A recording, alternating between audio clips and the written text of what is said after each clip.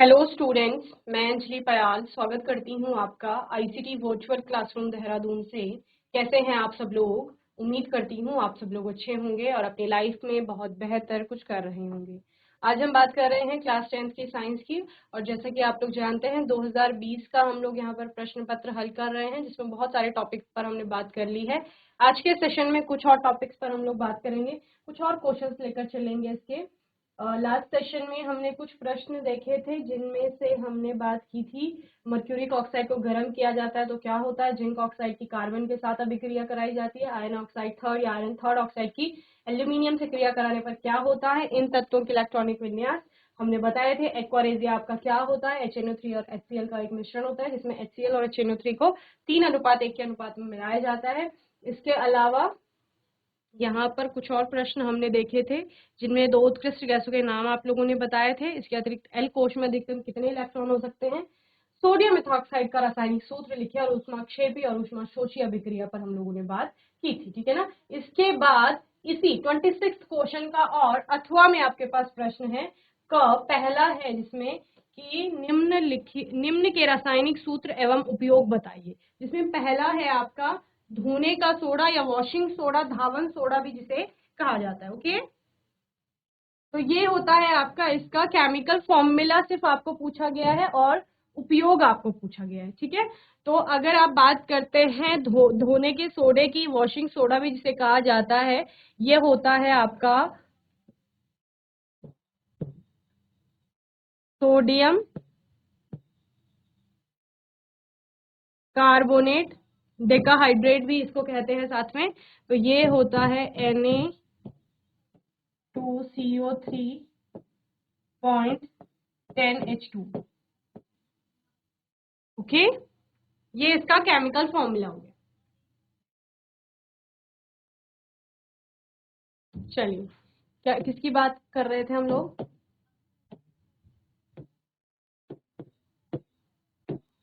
धावन soda.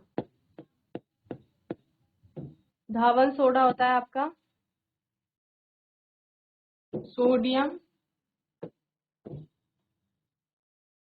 Carbonate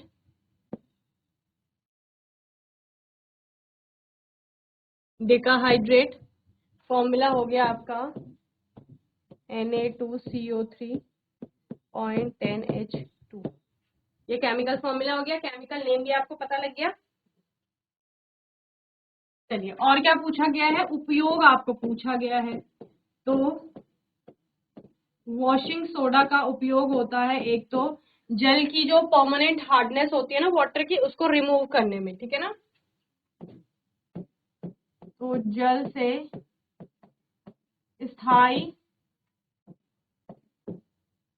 कठोरता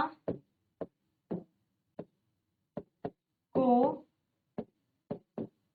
दूर करने में। ठीक है, ये प्रश्न आया भी है आपके पास, एक क्वेश्चन पेपर में मैंने देखा था कि कठोर जल से मृदु जल कौन से सोडियम के आपके यौगिक से बनाया जाता है, या कठोर जल को मृदु जल में कैसे कन्वर्ट किया जाता है, कौन सा सोडियम का वहां पर यौगिक लिया जाता है, तो सोडियम कार्बोनेट वहां पर यूज किया जाता है। इसके अलावा इसका उपयोग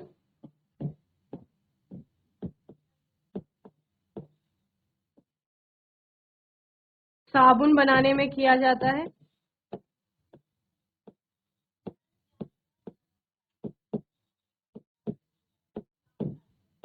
या आप बोल सकते हैं कि सोप इंडस्ट्री हो गया, पेपर इंडस्ट्री में इसका उपयोग किया जाता है। ठीक है, चलिए।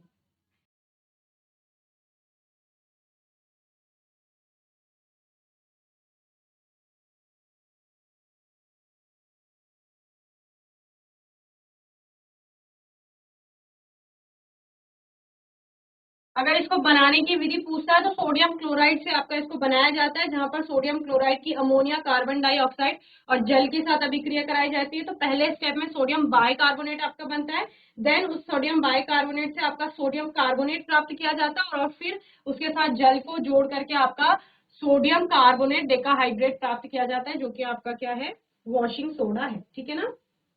चलिए, नेक्स्ट है आपका बेकिंग सोडा,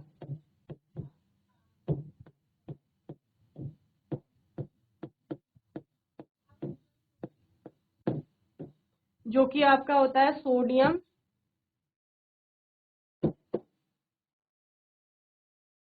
हाइड्रोजन कार्बोनेट। ठीक है, सोडियम हाइड्रोजन कार्बोनेट इसका केमिकल नेम है। और सोडियम के लिए Na, हाइड्रोजन के लिए H, कार्बोनेट के लिए CO3, NaHCO3। सोडियम बाइकार्बोनेट भी इसे कहा जाता है, यही आपका सेम है, सोडियम बाइकार्बोनेट। ठीक है, उपयोग इसका लिखेंगे, जो जैसे नाम से ही समझ आ रहा है बेकिंग सोडा लिखा है, तो बेकिंग में इसका उपयोग किया जाता है। एंटासिड बनाने में, प्रति अम्ल बनाने में, और सोडा एसिड फायर एक्सटिंग्विशर्स बनते हैं जो अग्निशामक, उनमें इसका उपयोग किया जाता है। इसके अलावा केक, ब्रेड को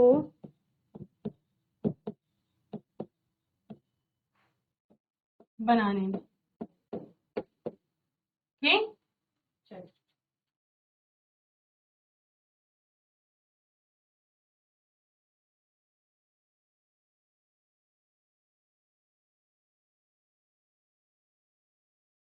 चलिए नोट करेंगे जल्दी से। 2 मार्क्स में ये आपका क्वेश्चन है, तो आप 2 मार्क्स का डिस्ट्रीब्यूशन कर सकते हैं। 1 मार्क्स आपका किसके लिए आएगा, धावन सोडा के लिए आएगा, जिसमें आपको फॉर्मूला भी देना है, उसका यूज भी बताना है। दूसरा आपका दूसरा नंबर जो मिलेगा आपको बेकिंग सोडा के लिए, उसका जो आप फॉर्मूला देंगे और उसका उपयोग लिखेंगे उसके लिए। ओके, चलिए नेक्स्ट क्वेश्चन है यहाँ पर, धातु एवं अधातुओं में 2 अंतर लिखिए। कितना इजी क्वेश्चन आया है आपके पास, कितना अच्छा क्वेश्चन है। और कितने मार्क्स में है ये आपके पास, 2 नंबर का क्वेश्चन है ये, समझ रहे हैं। इससे पहले वाला क्वेश्चन आपके पास अकेले 4 नंबर का था, जिसमें आपको ऊष्माक्षेपी और ऊष्माशोषीय अभिक्रिया बतानी थी। इसके अथवा में उन्होंने आपको 2 ऑप्शन दे दी, 2 क्वेश्चन दे दिए हैं। एक में आपको धावन सोडा और बेकिंग सोडा का क्या करना है, फॉर्मूला बताना है, उसके यूजेस बताने हैं, ये 2 नंबर में दे दिया है। और दूसरा पार्ट उन्होंने दे दिया है कि आपको मेटल्स और नॉन मेटल्स के बीच में दो दो सिंपल डिफरेंसेस आपके बताने। कितने इजी इजी क्वेश्चंस उन्होंने आपको दे दिए हैं ऑप्शन में। अगर आप ये वाला क्वेश्चन नहीं कर पाते तो इन दोनों में से भी अगर आप दोनों क्वेश्चन अटेम्प्ट कर लेते हैं या एक क्वेश्चन कर लेते हैं, तभी आपको 2 मार्क्स मिल जाएंगे। तो इस तरह से आपको मार्क्स के डिस्ट्रीब्यूशन पे ध्यान रखना है कि किस प्रकार से मार्किंग की जाएगी और आपको किस तरह से आंसर राइटिंग करनी है। ठीक है, चलिए तो उत्तर में आप लोगों ने क्या लिखना है, धातु और अधातु में अंतर बताने हैं।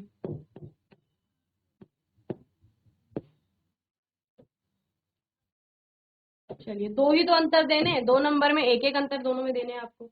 ठीक है, तो एक एक अंतर क्या लिख लेंगे आप, धातु में क्या होती है बताइए, कौन बताएगा।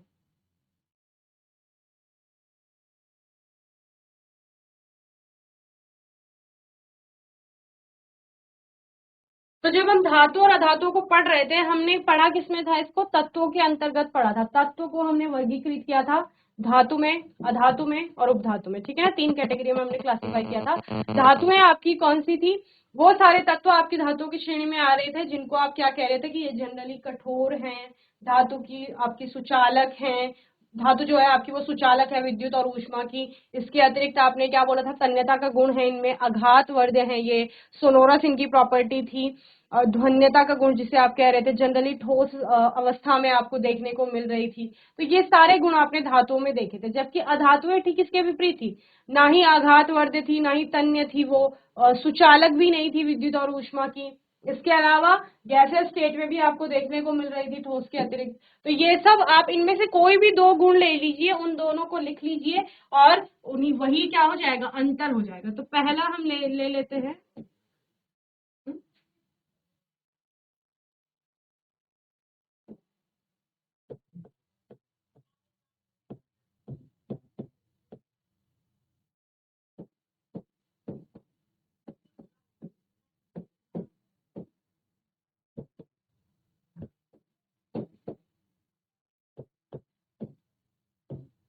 धातुएं सामान्यतः विद्युत व ऊष्मा की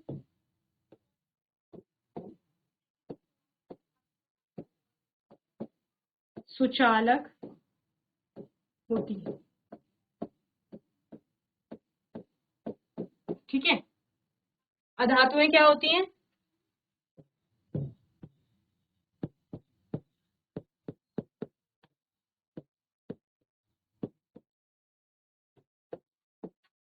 विद्युत व ऊष्मा की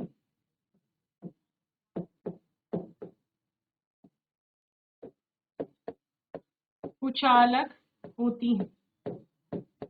ठीक है। दूसरा, धातुओं में तन्यता का गुण पाया जाता है। ठीक है, आघातवर्धे भी होती हैं आपकी धातुएं।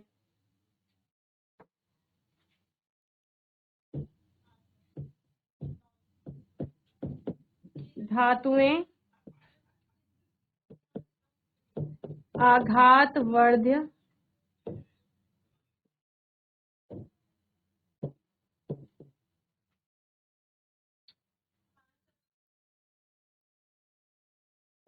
आघातवर्ध्य होती हैं, जबकि ये आघातवर्ध्य नहीं होती, इनमें भंगुरता का गुण पाया जाता है।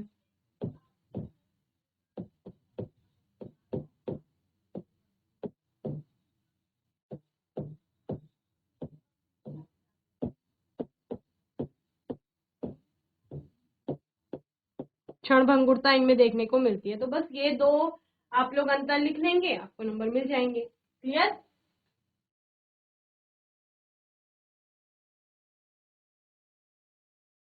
तो ये आपका जो 2020 का प्रश्न पत्र था, इसी क्वेश्चन के साथ आपका हो गया है कंप्लीट, क्योंकि इसके बाद केमिस्ट्री से रिलेटेड तो इसमें कोई क्वेश्चन है नहीं।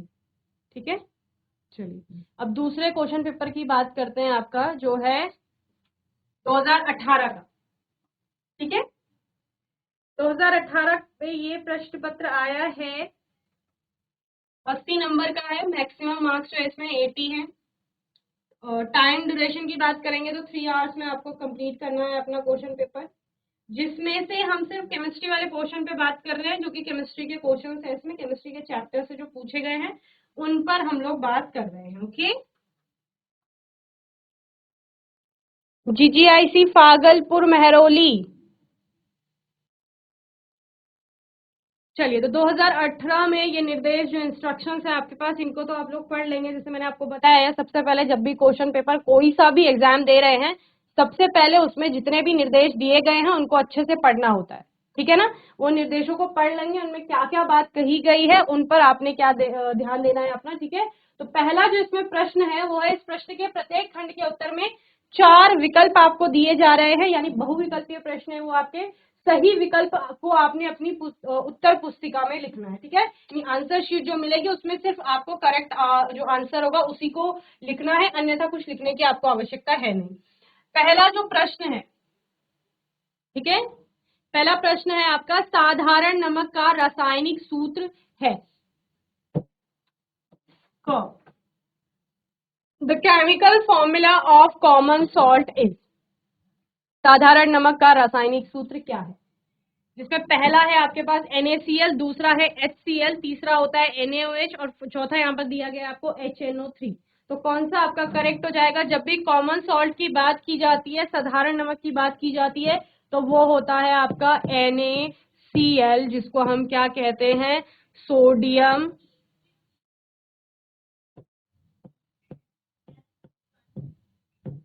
क्लोराइड। ठीक है, सोडियम क्लोराइड, जहां पर सोडियम और क्लोरीन के बीच में क्या हो रहा है? इलेक्ट्रॉनों के आदान प्रदान से आयनिक बंध बन रहे हैं, आयनिक कंपाउंड ये कहा जाता है। आयनिक बंध बनने से आपका आयनिक कंपाउंड की फॉर्मेशन होती है। सोडियम अपना 1 इलेक्ट्रॉन का दान कर रहा था और क्लोरीन उस 1 इलेक्ट्रॉन को ग्रहण कर रहा था, इसके द्वारा यहाँ पर बंध बन रहा था। इसी को क्या कहा जा रहा था? आयनिक बंध कहा जा रहा था, क्योंकि ये इलेक्ट्रॉनों के आदान प्रदान से यहाँ पर बन रहा है।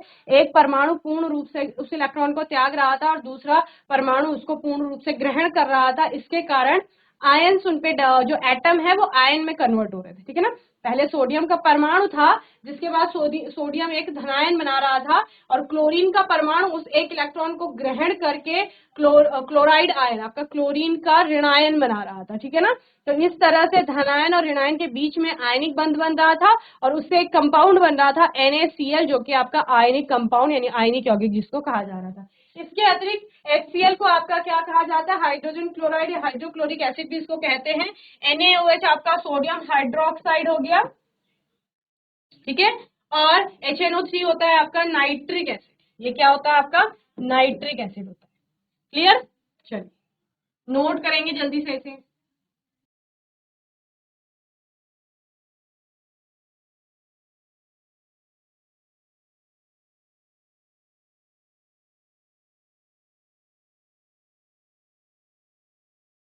नेक्स्ट क्वेश्चन है आपके पास ख, किसी विलयन का पीएच मान 7 है, यह विलयन होगा अम्लीय, क्षारीय, उदासीन या इनमें से कोई नहीं।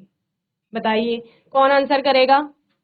अगर किसी का पीएच मान जो है वो है बराबर 7, एग्जैक्ट 7, ठीक है, तो आप उसे क्या कहेंगे। आपको पता है जब हम पीएच की बात करते हैं, पीएच अगर हमारा होता है 7 से कम, ठीक है, 7 से कम होगा तो वो क्या होंगे, अम्लीय। जो कर रहे थे नीले लिटमस को लाल में परिवर्तित, ठीक है। इसके बाद जिनका पीएच है आपका 7 से अधिक, वो लिटमस पर कैसा प्रभाव दिखा रहे थे, वो थे क्षारीय, और लिटमस पर प्रभाव कैसा आ रहा था, लाल लिटमस को कर रहे थे वो नीला। ओके, देन यहां पर बोला है कि पीएच 7 होगा, जिसका पीएच होगा एग्जैक्ट 7 तो वो होंगे उदासीन, ठीक है, उदासीन होंगे और ये कोई प्रभाव नहीं दिखाएंगे किसी भी लिटमस के साथ, कोई प्रभाव प्रदर्शित नहीं करते हैं किसी भी लिटमस पेपर के साथ, ना नीले के साथ ना ही लाल के साथ। ओके, चलिए तो प्रश्न आपको दिया गया था किसी विलयन का पीएच मान 7 है, यह विलयन होगा अम्लीय, क्षारीय, उदासीन या इनमें से कोई नहीं। तो कैसा विलयन होगा, उदासीन विलयन होगा। ये क्वेश्चन आपका लगभग हर एक क्वेश्चन पेपर में हर ईयर प्रत्येक वर्ष आपका पूछा जा रहा है, पीएच से रिलेटेड क्वेश्चन, लिटमस पेपर से रिलेटेड क्वेश्चन 1 नंबर में। तो इस कॉन्सेप्ट को हमने बहुत अच्छे से कई बार पढ़ लिया है, जो कि मैंने यहाँ पर एक शॉर्ट फॉर्म में भी आपको समझा दिया है। बस यही इन्हीं पॉइंट्स को आपने याद रखना है, और आपको जब क्वेश्चन आएगा तो आप फिर इजीली उस क्वेश्चन का आंसर बता देंगे। ओके, चलिए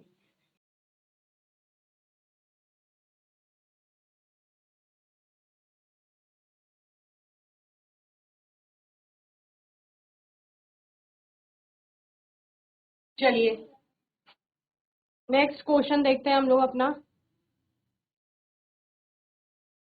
क्वेश्चन नंबर 2, विस्थापन अभिक्रिया का एक उदाहरण दीजिए। 1 नंबर का क्वेश्चन है, सिर्फ क्या पूछा है, उदाहरण पूछा है आपको, ठीक है। चलिए किसका उदाहरण पूछा है, विस्थापन अभिक्रिया का।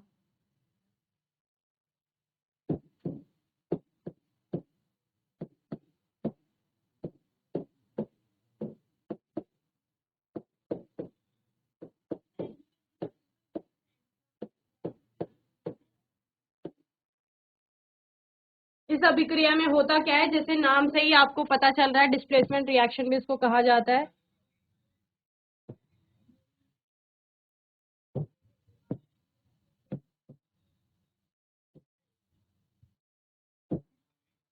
होता क्या है, डिस्प्लेसमेंट हो रहा है, पर विस्थापन हो रहा है। और किसका विस्थापन हो रहा है, एक तत्व का विस्थापन हो रहा है।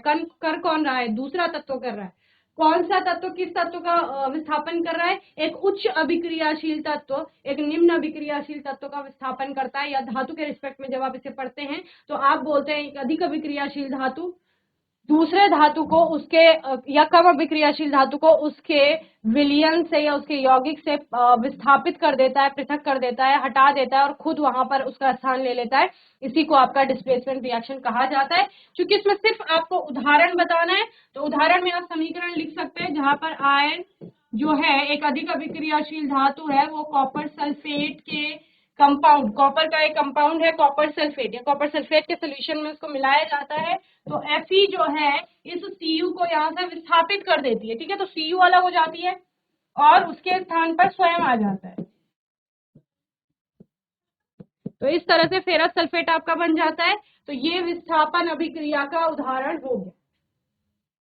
इसके अलावा जिंक की आप बता सकते हैं, यहां पर भी ऐसा ही होगा, ZnSO4 और Cu अलग हो जाएगी, ठीक है। मैग्नीशियम की कॉपर सल्फेट के साथ अभिक्रिया, तो MgSO4, क्योंकि अधिक अभिक्रियाशील धातु है सारी कॉपर से, ठीक है। मैग्नीशियम भी आपका कॉपर से अधिक अभिक्रियाशील है, जिंक भी कॉपर से अधिक है, और आयरन भी आपका कॉपर से अधिक अभिक्रियाशील है। तो जो जब अधिक अभिक्रियाशील या उच्च अभिक्रियाशील धातु अपने से कम अभिक्रियाशील धातु को उसके यौगिक से विस्थापित कर देती है, वहां से हटा देती है और अपना एक नया कंपाउंड बना लेती है, उसको क्या कहा जाता है? विस्थापन अभिक्रिया यानी डिस्प्लेसमेंट रिएक्शन आपका कहा जाता है। ओके, चलिए नोट करेंगे जल्दी से।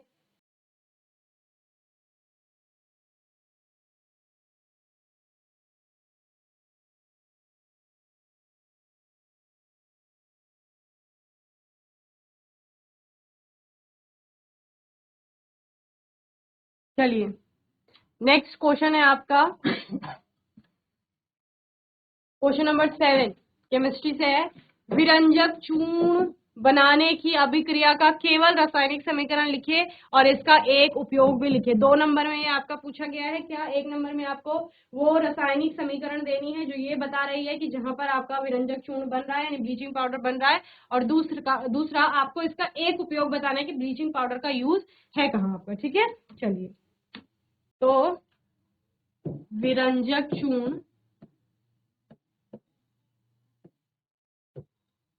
जो कि आपका क्या है?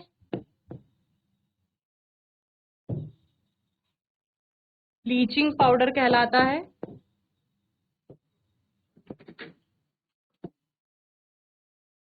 केमिकल नेम क्या है इसका? कैल्शियम ऑक्सी क्लोराइड, ठीक है। फॉर्मूला होता है CaOCl2, ठीक है। बनाने की विधि में रासायनिक समीकरण लिख लेंगे, जहां पर शुष्क बुझे हुए चूने पर आपका क्लोरीन को प्रवाहित किया जाता है और उससे क्या मिल जाता है? आपका कैल्शियम ऑक्सीक्लोराइड मिल जाता है, ठीक है ना। तो बनाने की अभिक्रिया जिसमें आपको केवल समीकरण लिखनी है, जैसे प्रश्न में बोला गया है, ठीक है ना। अगर प्रश्न ये कहता है कि बनाने की विधि बताइए तथा समीकरण भी दीजिए, तो पहले आपको लिखना पड़ेगा कि क्या क्या हो रहा है वहां पर। लेकिन चूंकि आपको सिर्फ समीकरण लिखने के लिए बोला है, तो आप इस तरह से, ये क्या है? शुष्क बुझा हुआ चूना, कैल्शियम हाइड्रोक्साइड प्लस क्लोरीन की उसके साथ अभिक्रिया कराई जाती है, और क्लोरीन की अभिक्रिया कराने से आपका यहाँ पर होता क्या है? कैल्शियम ऑक्सीक्लोराइड बन जाता है, जो कि आपका क्या है? मेन प्रोडक्ट है, यही हमें बनाना था, और साथ में आपका जल बनता है H2। ओके, तो ये बनाने की विधि हो गई। 2 नंबर का प्रश्न है, तो 1 नंबर आपको मिलेगा कहाँ? जहां आप बनाने की विधि बताएंगे।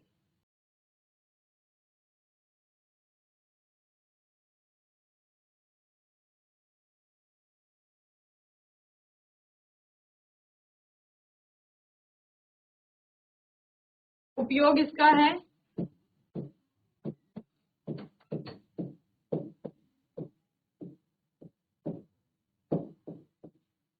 कीटाणुनाशक।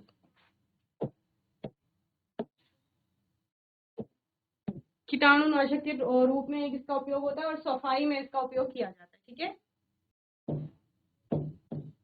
कीटनाशक के तौर पे या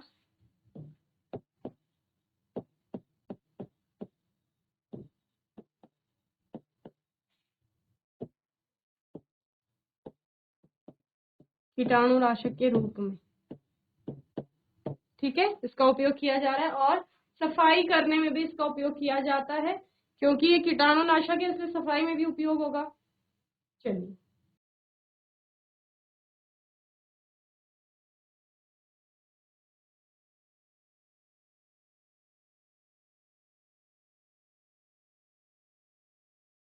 चलिए इसी प्रकार से जितने भी हमने सॉल्ट देखे उन सभी को आप लोग पढ़ लेंगे, ठीक है ना।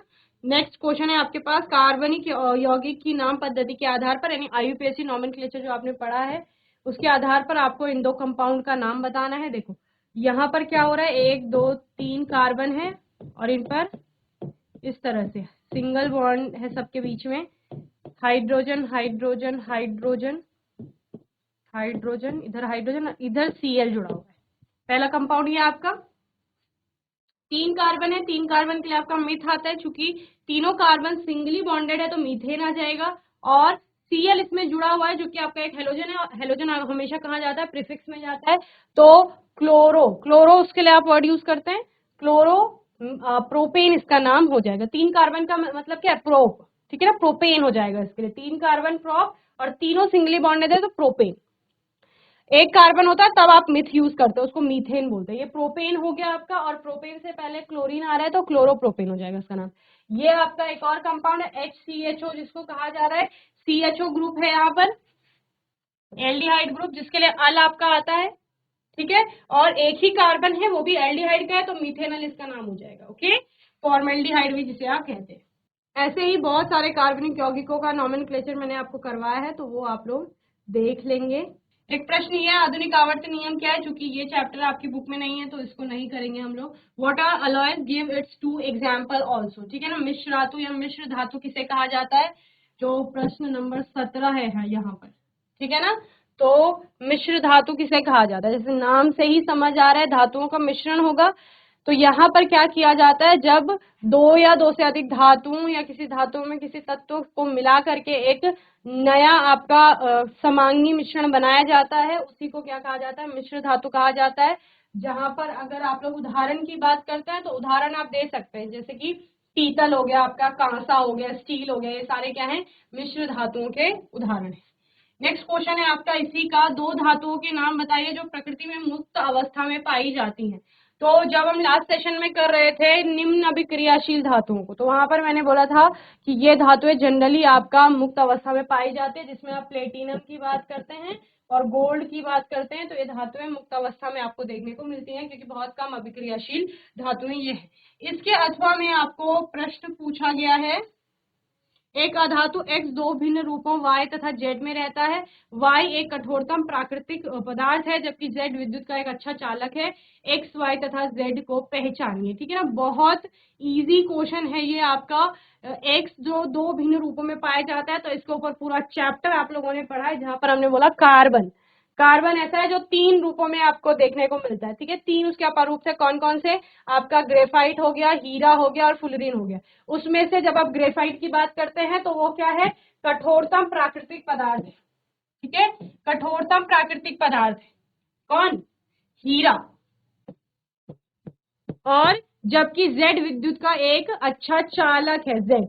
और अच्छा चालक कौन सा होता है आपका, ग्रेफाइट होता है। और एक्स क्या हो गया आपका, कार्बन। तो एक्स है आपका कार्बन, ठीक है। उसके 2 रूप, वाई आपका क्या हो गया यहाँ पर, कठोरतम प्राकृतिक पदार्थ हीरा, और जेड क्या हो गया आपका, ग्रेफाइट हो गया, ठीक है। कितना अच्छा प्रश्न पढ़ा है आपने, बहुत अच्छे से आपने तीनों पर रूप को भी पढ़ा है। चलिए होमवर्क के लिए क्वेश्चन लिखिए। जितनी भी आपकी क्वेश्चंस आ रही हैं मैं ज्यादातर आपको होमवर्क में दे रही हूँ, ताकि आप बार बार प्रैक्टिस करते रहें उनकी, और आपके लिए वो इजी हो जाए। पहला है 18वां प्रश्न है, क्या होता है जब केवल रासायनिक समीकरण के थ्रू आपको इसको रिप्रेजेंट करना है, बताना है कि क्या क्या हो रहा है जब जिंक की सोडियम हाइड्रोक्साइड के साथ क्रिया कराई जाएगी, ठीक है ना।